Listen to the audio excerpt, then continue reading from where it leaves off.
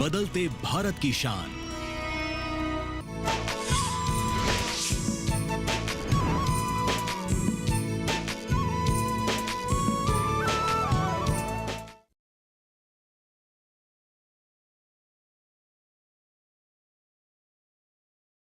हाँ, कहाँ तक पहुँची हो?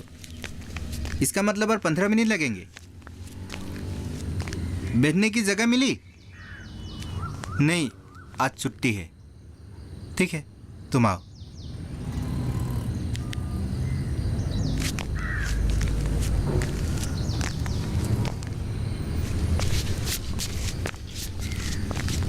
एक टमुल लीजिए।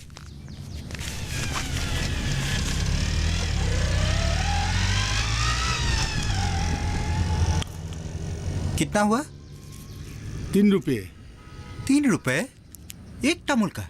गांव में तो 20 रुपए में एक गुच्छे मिल जाते हैं। लगता है इस शहर में आप नए आए हैं। इस शहर में जो भी चीजें नए आती है, जैसे कि आलू, प्याज, तांबुल, पान वगैरह वगैरह, हर एक चीज का गुंडा टैक्स देना पड़ता है। इसीलिए अपने आप हर एक चीज का दाम बढ़ जाता है। आप कैसी बातें कर रहे हैं? मैं ठीक ही कह रहा हूँ। बट्टा का जो अंडा गांव में 5 रुपए में मिलता है, वो अंडा यहाँ 7 रुपए में मिलता है, क्योंकि 2 रुपया गुंडा टैक्स देना पड़ता है। पुलिस प्रशासन, नगर समिति ये कुछ नहीं करते? पूरी कहानी सुनाने में पूरा दिन बीत जाएगा। इतना वक्त ना आपके पास है ना मेरे पास है। बस इतना समझ लीजिए कि इस देश में भले लोगों के लिए कोई जगह नहीं है। नेता से लेकर पुलिस तक सभी गुंडों की जेब में है। आप किसी के इंतजार कर रहे हैं क्या? हाँ, मेरी पत्नी की। अच्छा।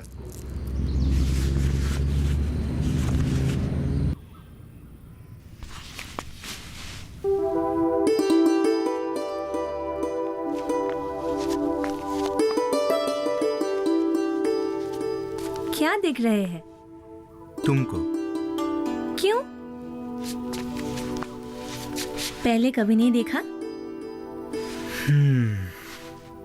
कितने दिनों के बाद आज तुम्हें जी भरकर देखने का मौका मिला है। तो चोर क्यों आए थे?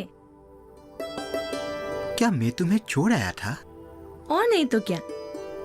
लेकिन तुमने तो कहा था तुम्हारा सपना गांव, परिवार और समाज के लिए है। मेरा सपना आज भी वही है। तो फिर क्यों आई? हम पति पत्नी हैं। भले ही हम दोनों के सपने जुदा हैं, लेकिन एक दूसरे के सपने को पूरा करने के लिए हम एक दूसरे की मदद करनी ही होगी। अगर मेरा सपना पूरा हो गया तो गांव लौट जाने का तुम्हारा सपना नाकाम हो जाएगा। आप सफल तो हो जाइए, तब आप भी मेरे सपने को पूरा करने में मेरी मदद करेंगे। क्या ऐसा हो सकता है? हाँ, इस दुनिया में नामुमकिन क्या है। निजरा, फिर कहता हूँ, तुम ही मेरी शक्ति हो, मेरा हौसला हो। रहने दीजिए। अब आप मेरे लिए एक बाल्टी पानी ला दीजिए। पहले दिन ही अजनबी लोगों के साथ कतार में लगकर पानी लाते हुए मुझे शर्म आएगी। ठीक है, सुबह मैं पानी लाऊंगा। दोपहर शाम को नले के पास मर्द नहीं रहता, सिर्फ महिलाएं रहती हैं, जिनसे तुम जान पहचान कर सकती हो। हम जहाँ रहते हैं वहाँ के पड़ोसियों को पहचानना बहुत जरूरी होता है। आप कितने लोगों को पहचानते हैं? 3 परिवारों से मेरा परिचय है। ऑफिस जाने से पहले मिलवा दूंगा। तो फिर आप बहुत कम लोगों को पहचानते हैं। तुमको तो पहचानता हूँ। क्या आप सच में मुझे पहचानते हैं? क्यों? कोई शक? पता नहीं। इसका मतलब तुम दोनों की शादी के अधिक दिन नहीं हुए हैं। पिछले 5 तारीख को 6 महीने हुए हैं। इतने दिनों तक मायके में ही थी? सास ससुर के पास थी। आज के दौर में अधिकतर बहुएं सास ससुर को साथ में रखना नहीं चाहती। अगर पति शहर में काम करते हैं तो सास ससुर को साथ में रखने का सवाल ही नहीं पैदा होता। किराए के घर में किसी तरह गुजारा करना पड़ता है। यहाँ की महिलाएं कुछ काम भी करती हैं या? घर का सारा काम तो महिलाएं ही करते हैं। बच्चों को जन्म देने से लेकर उनका पालन पोषण करना, उसको स्कूल ले जाना, लेकर आना, घर की सफाई, खाना बनाना, नल से पानी भरना, इन सब के बीच भी हम महिलाएं कुछ ऐसा कर सकते हैं जिससे अपने अपने पति का आर्थिक बोझ कम हो सके। क्या ऐसा मुमकिन हो सकता है? हाँ, बिल्कुल मुमकिन हो सकता है। हम कम से कम 10 महिलाएं मिलकर आत्म सहायक गुटों का गठन कर सकते हैं और फिर कमाई का जरिया भी तैयार कर सकते हैं। आप लोग एक काम कीजिए, क्या? कल सुबह ठीक 11 बजे कुछ महिलाओं को एकत्रित कीजिए। मैं उन सबको समझाऊंगी कि एक गृहिणी स्वावलंबी कैसे बन सकती है। हाँ, मैं आज ही सबको खबर कर देती हूँ। हाँ, चलो। ठीक है।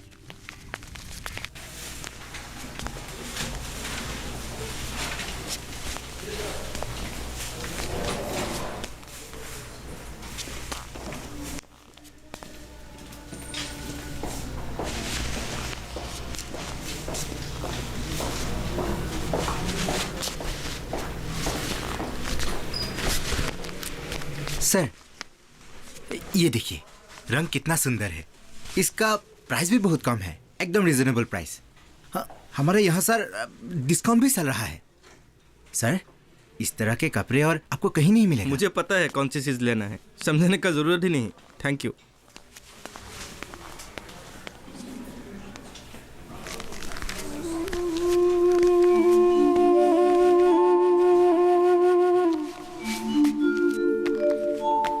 क्या हुआ दीपू, ग्राहक बिदक कर चला गया? तुम कभी कामयाब सेल्समैन बन नहीं पाओगे। अपने आप को सुधारो, वरना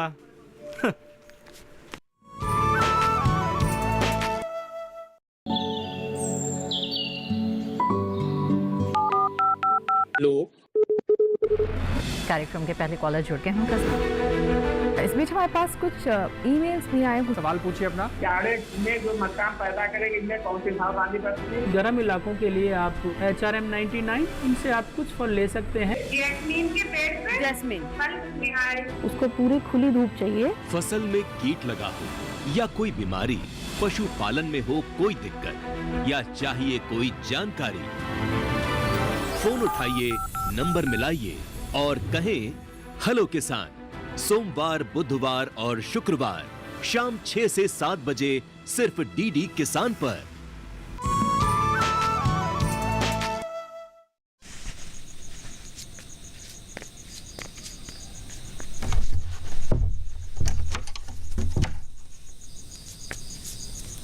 लगता है मैं कभी कामयाब सेल्समैन नहीं बन पाऊंगा। पिछले 4 महीनों से मैं इस दौर में काम कर रहा हूं, लेकिन मैनेजमेंट की कसौटी पर कामयाब साबित नहीं हो सका हूं। आप दिल क्यों दुखा रहे हैं? आप व्यवसाय के क्षेत्र में नए हैं। जब अनुभव बढ़ता जाएगा तब आपको कामयाबी भी मिलती जाएगी। असल में मैं सेल्समैन नौकरी करने के लिए शहर नहीं आया था। पिछले 8 महीनों में कितनी जगहों पर कोशिश करता रहा हूं, लेकिन कोई फायदा नहीं। मामूली ग्रेजुएट के लिए कोई नौकरी नहीं है। मजबूर होकर मैंने ये नौकरी पकड़ी, लेकिन मीठी मीठी बातें कहकर सामान बेचने की कला में आज तक नहीं सीख पाया। आप चिंता मत कीजिए, धीरे धीरे सब ठीक हो जाएगा। मैं अपना ही दुखड़ा रोता रहा। तुम बताओ, तुम्हारा दिन कैसे गुजरा? हम लोगों ने आत्म सहायक गुट खोलकर बैंक में खाता भी खोल लिया। पता है, बैंक मैनेजर ने हम लोगों को 2 सिलाई मशीन खरीदने के लिए 10,000 रुपए का कर्ज भी दिया। बस मशीन आते ही सिलाई का काम भी शुरू हो जाएगा। कुछ महिला को तो सिलाई का काम आती भी है और जिनको नहीं आती उन लोगों को ट्रेनिंग दी जाएगी।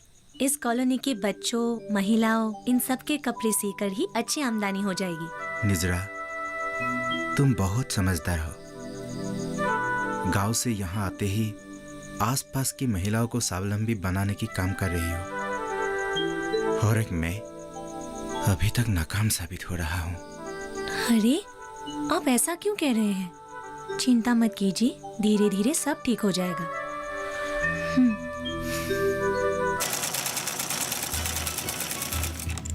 अरे, केतकी बाई हो। हाँ, आगे कुछ नया ऑर्डर मिला है क्या? हाँ, 5 वाली कॉलोनी में जो स्कूल है, वहाँ का यूनिफॉर्म बनाने का काम मिला है। हो, कितने सिलने होंगे? अब फिलहाल 300 का ऑर्डर दिया है, बाद में 100-150 का और जरूरत पड़ सकता है। बच्चे स्कूल कब से आएंगे? स्कूल वाले कल बोलेंगे, उसके बाद ही हम माप लेना शुरू करेंगे। हमारे कुछ सदस्य बाहर गए हुए हैं, लेकिन हम सबको मिलकर यूनिफॉर्म सिलने होंगी, तभी जाकर इतने बच्चों की यूनिफॉर्म बन पाएंगी। हाँ, मैंने सुबह ही सबको बोल दिया है। परसों सुबह सब लोग इकट्ठे होंगे। मैं एक काम करती हूँ, आज जो कपड़े डिलीवर करने हैं उन्हें सब मैं अपने साथ ले जाती हूँ। आज मेरी तबीयत भी कुछ ठीक नहीं है। क्या हुआ, बुखार है क्या? पता नहीं, सर भी दर्द कर रहा है। तो फिर तुम घर चली जाओ, सलवार कमीज का डिलीवरी मैं दे दूंगी।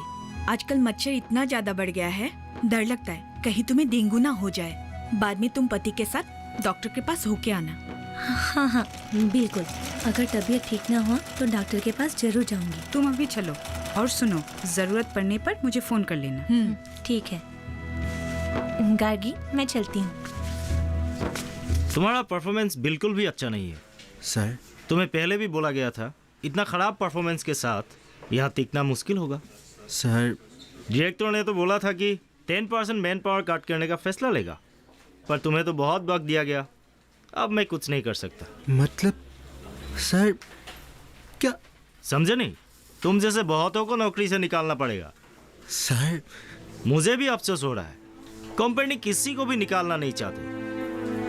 तुमने हमारे कंपनी में काम किया 8 महीना, उसी में से 2 हफ्ता ट्रेनिंग, और उसी में ये इधर उधर करके गया 1 महीना, और हफ्ते की छुट्टी पूरे 1 महीना। तो तुमने हमारे कंपनी में काम किया 6 महीना, सैलरी लिया 8 महीने का। तो समझा कंपनी का नुकसान? लेकिन सर, मैं तो सेल दे रहा हूँ, मानता हूँ। पहला 2 महीना खराब गया, मुझे मत निकालिए सर। अच्छा, 10 घंटे हमारे स्टोर खुला रहता है। तुमने एवरेज कितना सेल दिया बता सकते हो? नहीं सर। हिसाब ही नहीं रखते हो, इसी से पता चलता है तुम कंपनी के लिए कितना लॉयल हो। और तुमसे उम्मीद ही क्या कर सकते हैं? इसीलिए हम लोग। इसीलिए क्या सर? 8 बजे तुम स्टोर बंद होने से पहले अकाउंट सेक्शन में आके अपना हिसाब कर लेना। और ये लो तुम्हारा टर्मिनेशन लेटर। सर, और कोई उपाय नहीं है क्या?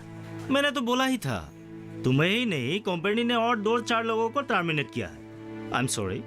सर, आप मेरी हालत नहीं समझ पा रहे हैं। इस तरह निकल दिया जाएगा तो मेरी फैमिली का क्या होगा? मैंने तो बोला ही था, we all are really sorry to take this step, लेकिन कंपनी को भी तो जिंदा रखना होगा।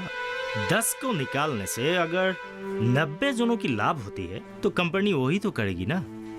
हाँ, जो बेहतर है वही करना चाहिए ना कंपनी को, है कि नहीं बोलो? गांधी जी ने भी कहा था, काम ऐसा करो जिससे ज्यादा लोगों का फायदा हो। तुम जैसे 10 लोगों को निकाल के कंपनी 90 लोगों की मदद कर रहे हैं। तुम्हें तो कंपनी को वाह देना चाहिए। सर, मेरी रोजी रोटी का क्या होगा? जब मार्केट बहुत बड़ा है, लगे रहना चाहिए, मिल जाएंगे। खुद को प्रतिष्ठा किए बिना फैमिली आगे नहीं बढ़ाना चाहिए। नौजवान हो, बात को याद रखो। सर, अगर बिजनेस सही होगा, क्या आप मुझे दोबारा नौकरी पर रखेंगे? हाँ बिल्कुल, क्यों नहीं रखेंगे। और हम लोग अपने ही एक्स फैमिली को नौकरी नहीं देंगे, मौका नहीं देंगे, तो कौन देंगे? Now please get going. Now I still have to earn your today's salary. Please go. All the best. Okay, thank you sir. जाओ।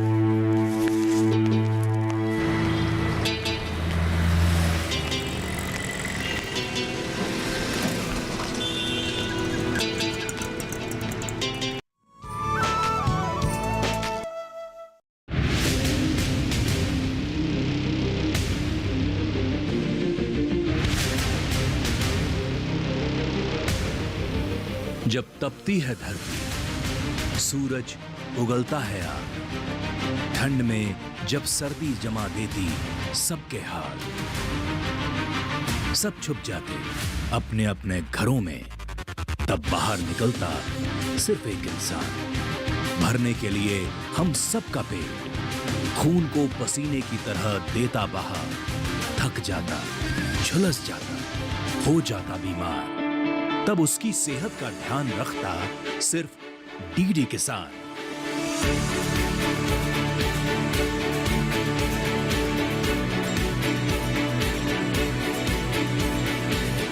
देखिए स्वस्थ किसान शनिवार शाम 6 बजे लाइव सिर्फ दूरदर्शन किसान चैनल पर।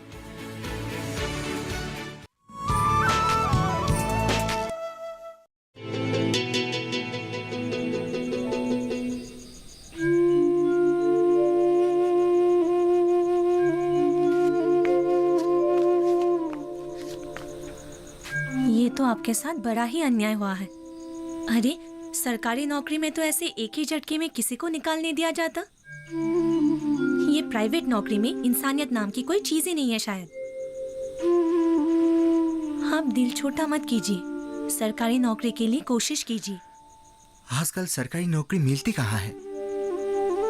काम कम और पैसे ज्यादा होने की वजह से सरकारी नौकरी बहुत महंगी है।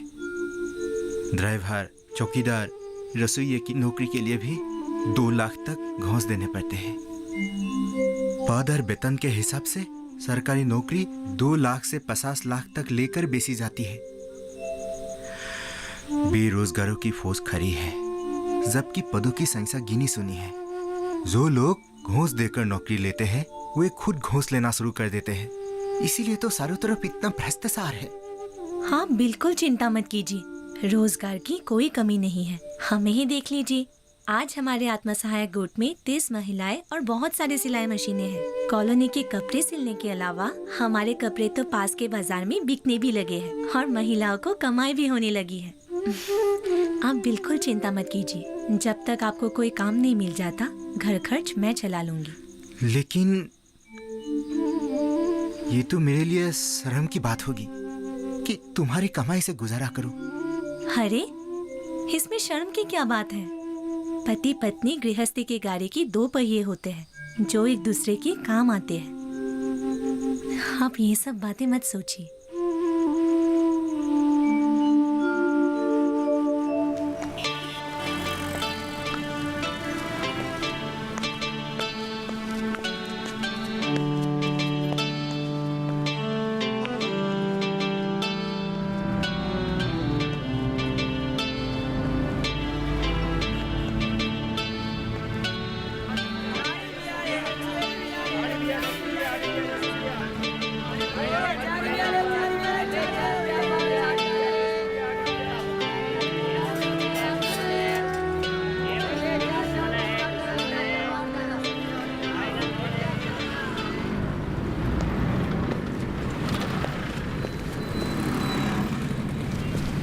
अरे दीपू, कैसे हो?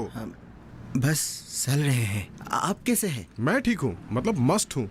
जमीन के कुछ काम को लेकर यहाँ था, काम भी हो गया। मैं तुमसे मिलने वाला भी था। तुम वहीं पे हो या कहीं शिफ्ट हो गए? हाँ, वहीं पर हूँ। वैसे आपका काम हो गया? हाँ, हो गया। मतलब जमीन का काम इतनी जल्दी कहाँ से होता है, लेकिन मैं खुशनसीब हूँ। एसडीसी ने आज मेरे कागजात पर साइन कर दिया। जमीन का काम मतलब? मैं समझा नहीं। अरे मैंने तो बताया ही नहीं। शहर छोड़कर गांव जाने का मेरा फैसला बिल्कुल सही था। मेरे उम्र के जितने भी लड़के थे सभी ने मिलकर एक गोट खोला और वहाँ पे सरसों और दाल का खेती किया। और मार्केटिंग बोर्ड तो पहले से हमारे गांव में थी ही। उन्होंने हमारे बाकी बचे फसलों को खरीद लिया। अभी हमारे गोट के लोग एक बड़ी सी जमीन लेकर मछली पालना चाहते हैं। इसी जमीन के सिलसिले में मैं शहर आया था। मैं आपको बता नहीं सकता कि ये बात सुनकर मुझे कितनी खुशी हो रही है। अच्छा बिराजदार, हाँ, फिशरी का काम भी आप लोगों का गोट ही करेगा क्या? हाँ दीपू, अब ये गोट ही हमारा प्राण है। और तुम्हें पता है, हमें देखकर हमारे पास के गांव के लड़के भी हमारे गोट में शामिल हुए हैं। अगले साल हम 2000 एकड़ की जमीन लेकर उसमें सरसों और दाल उगाएंगे। ऊपर वाले ने चाहा तो दीपू, हमारा गोट हमारे जिले का सबसे बड़ा और सक्षम गोट होगा। अच्छा ये सब छोड़ो, तुम अपने बारे में बताओ। मैं बस नौकरी ही ढूंढ रहा हूँ, इधर उधर भटक रहा हूँ। लेकिन तुम तो एक शोरूम में नौकरी कर रहे थे ना? वो भी छूट गया। मैं भी अब क्या कहूँ। वैसे हमारे गांव के भी बहुत से लड़के असम से बाहर जाकर कम पैसों में छोटी मोटी नौकरियां कर रहे थे। अभी हमारे गोट की सफलता सुनकर वे लोग वापस आना चाहते हैं। क्या वे सब भी गोट के सदस्य बनेंगे? हाँ, हमारे गांव में जितने भी बेरोजगार लड़के थे वे सभी हमारे गोट के सदस्य हैं। अरे उन्हीं के बदौलत तो ये गोट सफल हुआ है। सच में आप लोग गांव वापस जाकर बहुत अच्छा किया। वो तो है ही। अच्छा, तुम्हारी फैमिली कैसे चल रही है? वो यही है? हाँ, यही रहती है। अच्छी बात है। अगर तुम्हें दूसरे कहीं नहीं जाना है तो चलो तुम्हारे घर ही चलते हैं। ठीक है, सुबह से इधर उधर भटक कर बहुत थक गया। चलिए घर चलते हैं। चलो। हाँ, चलिए।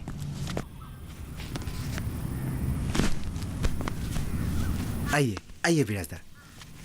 निजरा, तुम आज बहुत जल्दी आ गई। वो तबीयत थोड़ी ठीक नहीं लग रही थी। सुबह तो नहीं बताया था। अरे चिंता की कोई बात नहीं है। हाँ, ये बिराजदार है। पहले इस घर में बिराजदार पंकज रहा करता था। बाद में ये दोनों गांव चले गए। बैठिए ना। हाँ, अब बैठिए। आओ, बैठो। हाँ। अगर तुम्हारी तबीयत ठीक नहीं है तो तुम्हें डॉक्टर के पास जाना सही अरे रहेगा। नहीं नहीं, सर दर्द है, ठीक हो जाएगा। अच्छा ठीक। आप लोग बैठिए, मैं चाय बना कर अरे लाई। चाय की कोई जरूरत नहीं है। वैसे मुझे इसे कुछ बात भी करना है। अगर तुम साथ रहोगे तो भी अच्छा होगा। देखो दीपू, मैं तुम्हें पहले ही बोल चुका हूँ, हम अगर अपनी जमीन की उपेक्षा करेंगे तो हमारी कोई वजूद नहीं रह जाएगी। विदेशी हमारी जमीनों पर कब्जा कर रहे हैं। हमारी जमीन खोने का मतलब है अपनी पहचान खोना। पहचान खोना यानी? गांव के नौजवान शहर की ओर भाग रहे हैं। बुजुर्गों के लिए खेती करना मुमकिन नहीं रहा। ऐसी हालात में जमीनों पर विदेशियों का कब्जा होता ही रहेगा। यही बात तो मैं भी इनसे कहती रहती हूँ। मैं सबकी बातें अनसुनी कर शहर चला आया। मैं गांव का मजाक उड़ाया था, मगर शहर ने मुझे दिया क्या। यहाँ के खोखले जीवन ने मेरे अहंकार चूर चूर कर दिया। यहाँ मेरा दम घुटता है। क्या आप सचमुच ऐसा कह रहे हैं? हाँ, मैं सचमुच कह रहा हूँ। तो फिर चलिए, हम लोग अपने गांव वापस लौट जाते हैं। हाँ।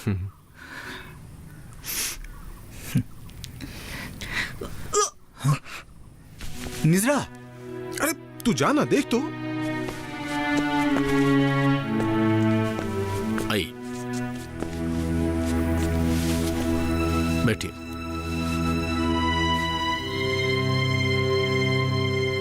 दो बातें हैं, पहले कौन सा बताऊं? क्या बात है सर? निजरा को कुछ हुआ है क्या? कुछ परेशानी वाली बात है क्या सर? ऐसा कुछ नहीं है। ठीक है, पहले अच्छा खबर ही सुनाता हूं। निजरा मां बनने वाले हैं। आप दोनों को मेरी तरफ से बहुत बधाई। आप दूसरी बात, निजरा को खून की कमी है। सर, ये आप क्या बोल रहे हैं? हाँ, उनकी खून में हीमोग्लोबिन की मात्रा बहुत कम है। प्रेगनेंसी में हीमोग्लोबिन का मात्रा कम होने से माँ और बच्चा दोनों के लिए खतरनाक है, नुकसानदायक है। सर इसका कोई उपाय तो होगा? हाँ, उपाय जरूर है। मैं दवाई के साथ साथ खाने के बारे में कुछ लिस्ट बना देता हूँ, आप दे दीजिए। और 2 महीने के बाद उनको एक बार चेकअप के लिए जरूर लेके आइए। जी ठीक है? जी सर।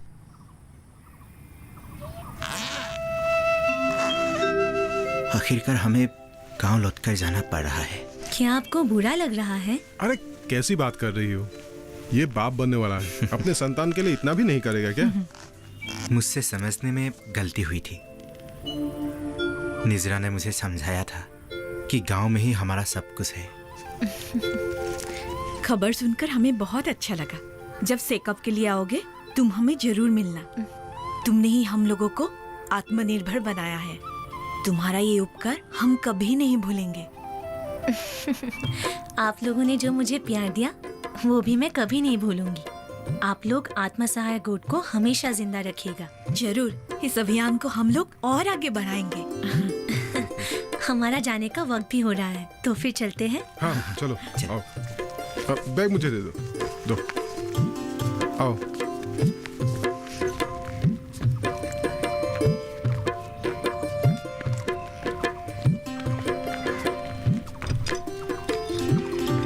जाने की तैयारी हो गई? हाँ, हो गई।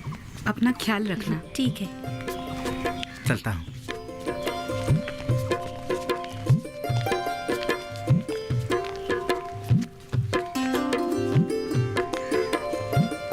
ठीक है, चलते हैं।